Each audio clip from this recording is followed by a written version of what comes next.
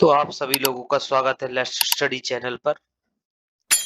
हम आपके लिए आज जो पेपर लेकर आए हैं वो सीटीआई वालों के लिए पेपर है जो सीटीआईएस या सीटीआई कर रहे हैं और या जो एग्जाम देने वाले हैं जो आगामी पेपर आने वाले हैं सीटीआई के एंट्रेंस एग्जाम होने वाला है। उस एंट्रेंस एग्जाम के लिए ये पेपर आपको हम सॉल्व कराने जा रहे हैं। जो आपके सामने फर्स्ट क्वेश्चन दिया गया है, आग बुझाने में स्मूथरिंग क्या करता है। तो आप जब फायर ट्रायंगल पढ़ेंगे तो उसमें आपको 3 चीज़ें देखने को मिलेंगी, जिसमें 3 चीज़ों में आपको बोला जाता है कि फायर ट्रायंगल में इस तरीके से ट्रायंगल रहता है। तो इसमें कहा जाता है कि अगर एक रहता है आपका एयर रहता है, एक आपका रहता है इसमें फ्यूल रहता है। फ्यूल जो होता है ईंधन, उसको ईंधन बोलते हैं। एयर ऑक्सीजन हो जाता है और हीट रहता है।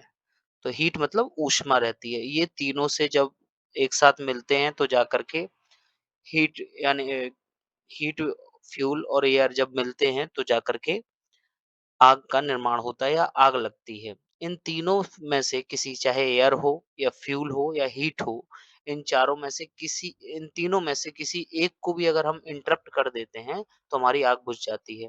तो इसमें जो आग बुझाने में स्मूथरिंग क्या है, इसका काम होता है ऑक्सीजन की आपूर्ति को अलग करना। यानी कि अगर हम एयर को क्या कर दें, हटा दें, एयर मतलब ऑक्सीजन अगर हटा दें तो इसे क्या बोलते हैं, हम स्मूथरिंग बोलते हैं।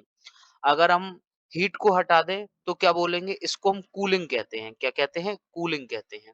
और अगर हम फ्यूल को हटा दें तो क्या कहेंगे, अगर हम फ्यूल को हटा देते हैं तो हम इसको बोलते हैं स्टारवेशन बोलते हैं। क्या बोलते हैं, स्टारवेशन बोलते हैं। तो ये इस तरीके से आपका जो है फायर ट्रायंगल उपयोग किया जाता है। नेक्स्ट क्वेश्चन है, तो इसका जो राइट आंसर होगा वो क्या होगा, ऑप्शन नंबर 4 होगा। नेक्स्ट क्वेश्चन है, नेक्स्ट क्वेश्चन आपके सामने टूल दिया गया है। ये टूल बोला गया है कि ये टूल क्या है, इस टूल का नाम क्या है। तो इस टूल का नाम होता है डायगोनल कटर। क्या है ये, डायगोनल कटर प्लायर है। तो यानी कि ये आपका 4 ऑप्शन यहाँ पर ठीक होगा। नेक्स्ट क्वेश्चन है, क्वेश्चन नंबर थर्ड। थर्ड में कहा गया है, किस प्लायर का उपयोग और लूप बनाने में किया जाता है, हुक या लूप बनाने में किया जाता है। तो जो इसका राइट आंसर होगा वो होगा राउंड नोज प्लायर। तो जो आपका राउंड नोज प्लायर होता है उसका उपयोग हुक और लूप बनाने में किया जाता है। नेक्स्ट क्वेश्चन की तरफ चलते हैं। नेक्स्ट क्वेश्चन कह रहा है, इस चित्र के अनुसार ये टूल का नाम क्या है और इसका काम क्या है। तो इस टूल को हम बोलते हैं पिंसर और इसका काम होता है लकड़ी से कीले निकालने के लिए। तो ऑप्शन नंबर 3 यहाँ पर राइट आंसर होगा, इसे पिंसर कहते हैं। नेक्स्ट क्वेश्चन है, पीड़ित की किस स्थिति में मुंह से नाक तक की विधि को लागू किया जाता है। तो इसमें कहा गया है कि पीड़ित अगर है, किसी व्यक्ति को अगर कोई लाइट का शॉक वॉक लग जाता है तो मुंह से नाक तक की विधि का उपयोग किया जाता है। और वो कब किया जाता है, जब पीड़ित के मुंह में हवा से रास्ता अवरुद्ध हो जाता है। जब अगर ऑप्शन नंबर 4 यहाँ पर सही होगा, अगर पीड़ित के मुंह का रास्ता क्या हो, अवरुद्ध हो जाए तो हमें मुंह से नाक तक की विधि का लागू करना चाहिए। नेक्स्ट क्वेश्चन है, चित्र में दर्शाए गए प्रतिरोधक का क्या नाम होगा। तो प्रतिरोधक का क्या नाम होगा, इसमें देखिए आप, तो यहाँ पर जो इसका राइट आंसर होगा वो होगा आपका option number 2, wire wire bound प्रतिरोधक, यानी कि वायर बाउंडेड रेजिस्टर ये इस कहते हैं। नेक्स्ट क्वेश्चन, नेक्स्ट क्वेश्चन की अगर हम तरफ चलते हैं। नेक्स्ट क्वेश्चन कह रहा है कि विशिष्ट प्रतिरोध की इकाई क्या है। तो देखिए विशिष्ट प्रतिरोध क्या होता है, आर बराबर रो एल अपॉन ए। यहाँ पर जो रो है इसको हम बोलते हैं विशिष्ट प्रतिरोध। इसकी जो इकाई होती है वो ओम मीटर होती है। ऑप्शन नंबर यहाँ पर राइट आंसर 3 होगा। नेक्स्ट क्वेश्चन, नेक्स्ट क्वेश्चन कहा गया है कि 100 वाट और 250 वोल्ट के रूप में रेटेड बल्ब में हॉट रेजिस्टेंस का मूल्य क्या होगा। मतलब कि इसमें आपको रेजिस्टेंस निकालना है। यानी कि देखिए, आप एक बात कीजिएगा कि P इज इक्वल टू आपने पढ़ा होगा VI और V इज इक्वल टू पढ़ा होगा आपने IR। तो जब आप इसमें V की वैल्यू रखते हैं तो P इज इक्वल टू हो जाता है I स्क्वायर R। और पूछा इसमें गया है आपसे क्या, आपसे पूछा गया है इसमें रेजिस्टेंस की वैल्यू क्या होगी।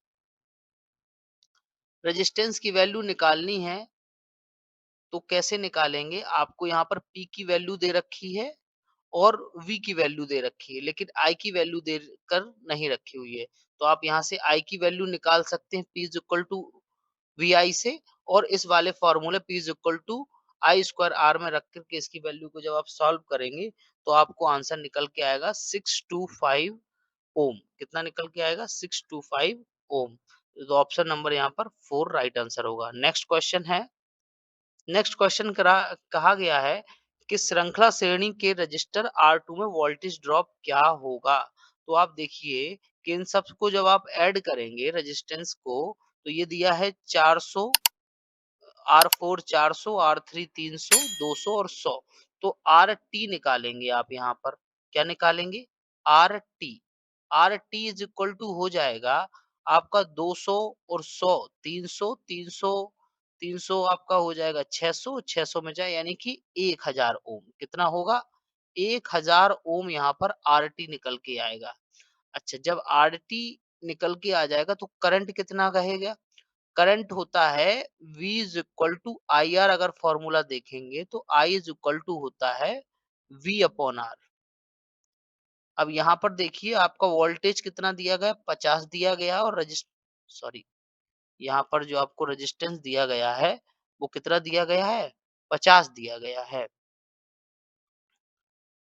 तो यहाँ पर जो रेजिस्टेंस है वो आपको दिया गया है 50, और नहीं वोल्टेज 50 दिया 50 दिया गया, रेजिस्टेंस आपको 1000 दिया गया है। तो इस तरीके से आप अगर इसमें देखेंगे, इस जीरो से जीरो को हटाएंगे तो फिर यहाँ पर क्या आएगा? 0.05 इतना एम्पियर निकलेगा। ये इतना ये एम्पियर निकल आएगा।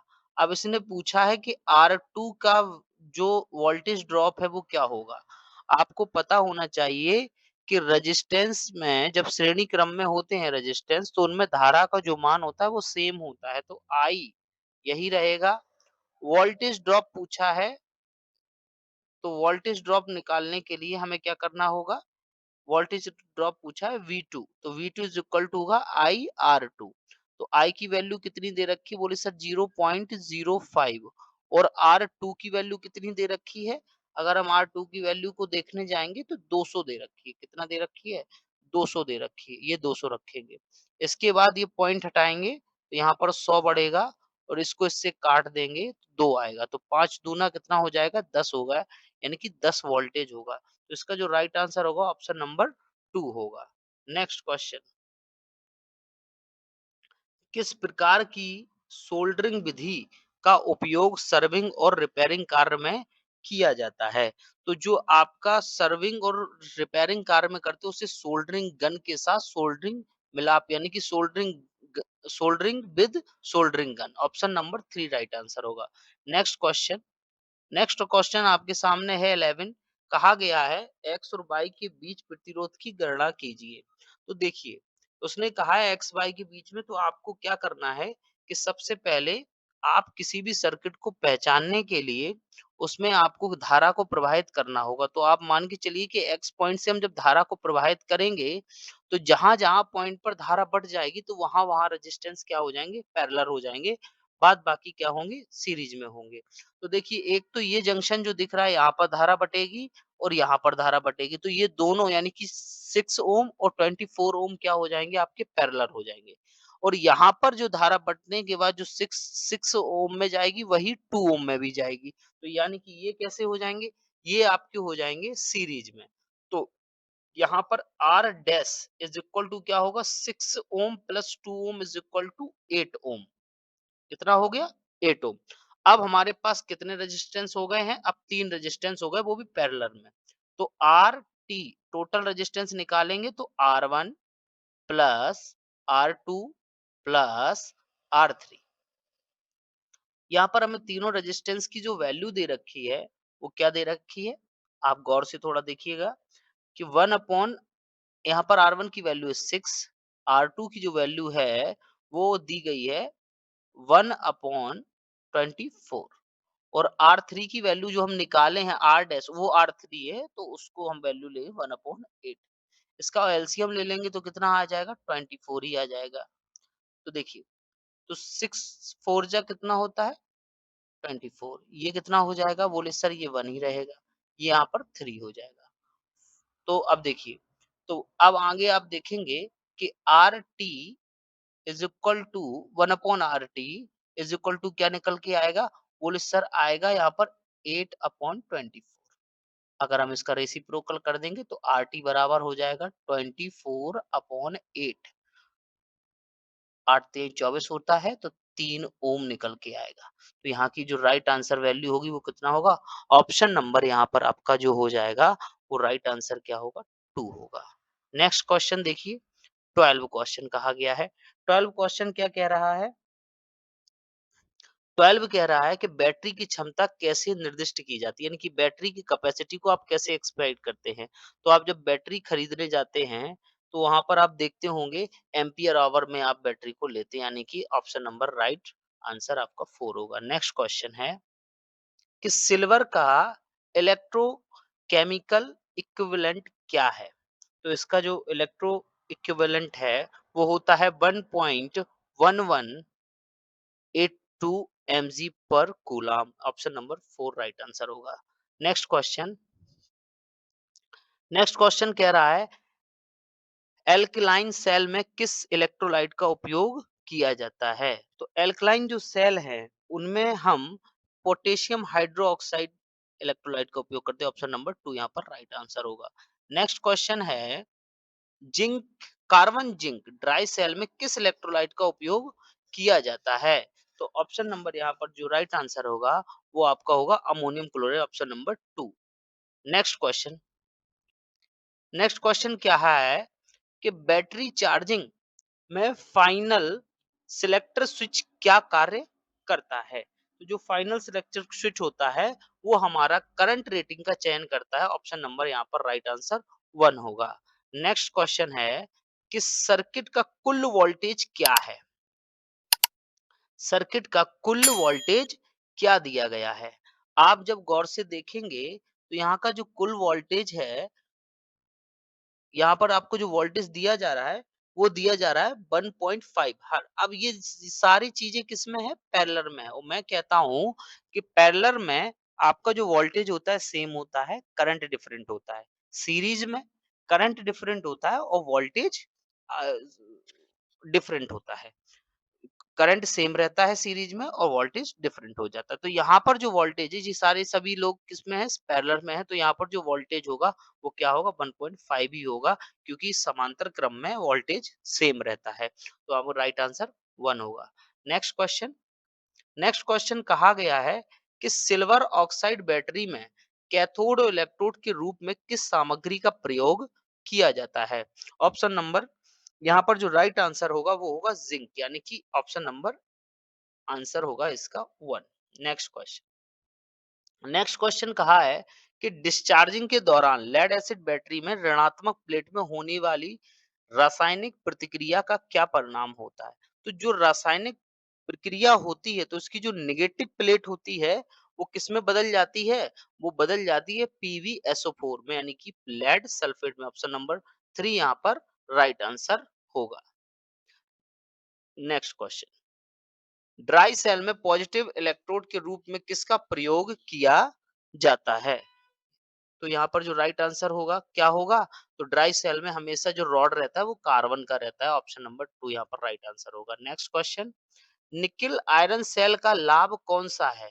निकिल आयरन सेल का जो लाभ क्या है तो इसका जो लाभ होता है वो होता है कि कम हैवी चार्जिंग करंट का सामना करना यानी कि ऑप्शन नंबर 2 यहाँ पर राइट आंसर होगा। नेक्स्ट क्वेश्चन जंग में से बचाने के लिए बैटरी के टर्मिनल पोस्ट को कवर करने के लिए रासायनिक सामग्री का उपयोग किया जाता है।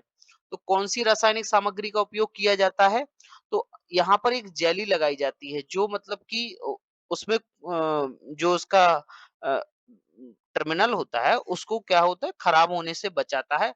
उसे पेट्रोलियम जेली बोलते हैं। ऑप्शन नंबर 3 राइट आंसर होगा। नेक्स्ट क्वेश्चन, कंड्यूट पाइप कैसे निर्दिष्ट किए जाते हैं? तो कंड्यूट पाइप जो हैं वो किस प्रकार से निर्दिष्ट किए जाते हैं?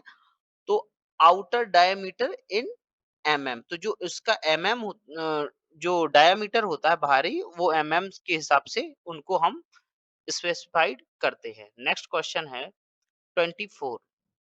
24 क्वेश्चन में कहा गया है कि बीआईएस के अनुसार सिंगल फेज घरेलू वायरिंग में एल्यूमीनियम की अर्थ निरंतरता कंडक्टर का न्यूनतम माप क्या होगा?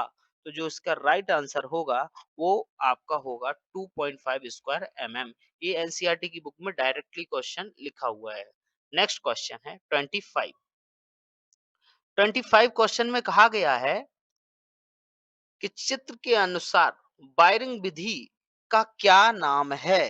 तो वायरिंग विधि यहाँ पर कौन सी हो रही है? यहाँ पर लूपिंग बैक विधि हो रही है, यानी ऑप्शन नंबर 2 यहाँ पर राइट आंसर होगा।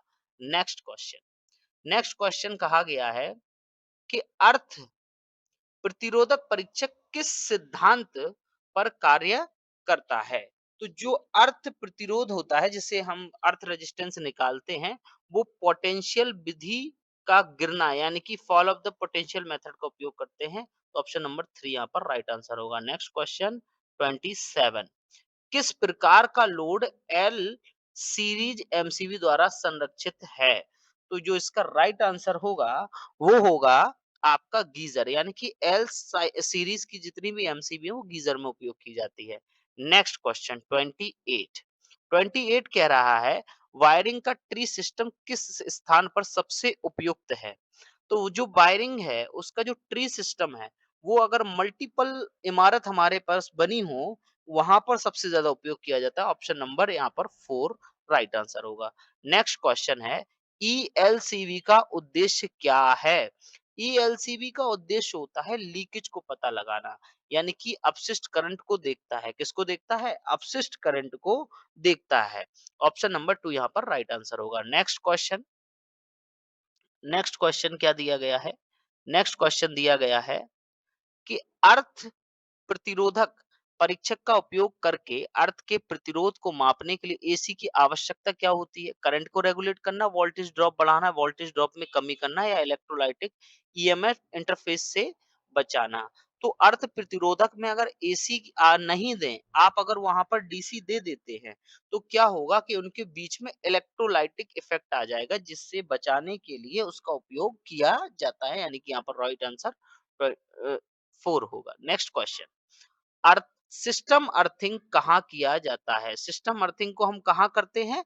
तो जनरेटर में, विद्युत इंस्टॉलेशन में, या फिर घरेलू औद्योगिक इंस्टॉलेशन में, या फिर घरेलू वायरिंग की इंस्टॉलेशन में इसका उपयोग करते हैं। तो हम सिस्टम अर्थिंग का उपयोग करते हैं जनरेटिंग स्टेशन पर। ऑप्शन नंबर यहाँ पर फर्स्ट आंसर सही होगा। नेक्स्ट क्वेश्चन है 32। 32 कह रहा है कहाँ सर्किट में ईएलसीवी का कनेक्ट होना चाहिए? ईएलसीबी होता है अर्थ लीकेज सर्किट ब्रेकर, जो पहले चलते थे, अब यहाँ पर हम आरसीसीबी का उपयोग करते हैं। तो इसका उपयोग कहाँ किया जाता है? इसका उपयोग जो होता है वो लोड करने के लिए आपूर्ति के प्रवेश पर करते हैं। ऑप्शन नंबर 3 यहाँ पर राइट आंसर होगा। नेक्स्ट क्वेश्चन है, नेक्स्ट क्वेश्चन कहा गया है magneto motive magnet magnetomotive force की जो इकाई है वो क्या होती है? इसमें आपका उससे मात्रक पूछा है। तो जो मात्रक होता है वो होता है एम्पियर टर्न्स। क्या होता है? Ampere turns. Option number 3 right answer होगा। नेक्स्ट क्वेश्चन कहा है कि सब्सटेंस की इकाई क्या है? इसका भी आपसे मात्रक पूछा गया है। तो 34 का राइट आंसर होगा मोह। इसे क्या बोलते हैं? मोह बोलते हैं। नेक्स्ट क्वेश्चन, यदि लाइन वोल्टेज VL और लाइन करंट IL है, तो थ्री फेज रिएक्टिव पावर की खोज के लिए कौन सा फॉर्मूला उपयोग किया जाता है? तो यहाँ पर जो राइट आंसर होगा ऑप्शन नंबर 3 होगा। इससे हम रिएक्टिव पावर निकाल सकते हैं। नेक्स्ट क्वेश्चन, नेक्स्ट क्वेश्चन क्या है?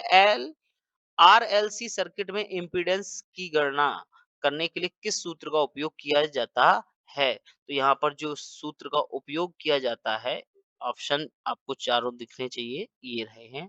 ऑप्शन यहाँ पर जो होगा राइट आंसर आपका होगा वो होगा option number 2, Z is equal to under root R square plus R square XL minus XC का whole square. Next question, form factor का फॉर्मूला क्या है? फॉर्म फैक्टर का जो फॉर्मूला होता है वो क्या होता है? फॉर्म फैक्टर का फॉर्मूला होता है RMS value upon average value. तो ऑप्शन नंबर 2 राइट आंसर होगा। नेक्स्ट क्वेश्चन, नेक्स्ट कहा गया है यदि विद्युत आवेश Q वोल्टेज भी हो तो कैपेसिटेंस को सही व्यक्त किया जाता है। तो फॉर्मूला इसका जो क्या होगा वो होगा आपका C बराबर Q upon V। Option number right answer 1 होगा। नेक्स्ट क्वेश्चन, नेक्स्ट क्वेश्चन कहा है कि भिन्नात्मक फ्रैक्शन क्या होगी? तो देखिए यहाँ पर इसको सॉल्व करते हैं तो 4 3 12 और 13 1 14, 14/3 होगा यहाँ पर, और ये माइनस होगा 7 तिहाई 21 और ये 22 बटे क्या होगा 7 होगा। यहाँ पर क्या हल लिख सकते हैं हम 21 ले सकते हैं। तो यहाँ पर जो होगा 7 ती 21 होगा और 14 सत्ते क्या होता है, 14 सत्ते होता है 98 माइनस यहाँ पर 7 ती 21 होगा। तो यहाँ पर आपका जो होगा वो क्या होगा 66 होगा। 7 ती 21 66 होगा और आप इस पे माइनस कराएंगे तो क्या निकल कर आएगा, माइनस कराने पर निकल कर आएगा यहाँ पर 2 होगा और यहाँ पर आपका 3 होगा अपॉन में 21 होगा। तो 21 का जब हम डिवाइड लगाएंगे 32 में तो 1 टाइम जाएगा तो 21 होगा 1 1, यानी कि 1 कंप्लीट 11 अपॉन 21। ऑप्शन नंबर जो होगा वो आपका सही होगा, ऑप्शन नंबर 3। नेक्स्ट क्वेश्चन है, नेक्स्ट क्वेश्चन दिया गया है आपका 40।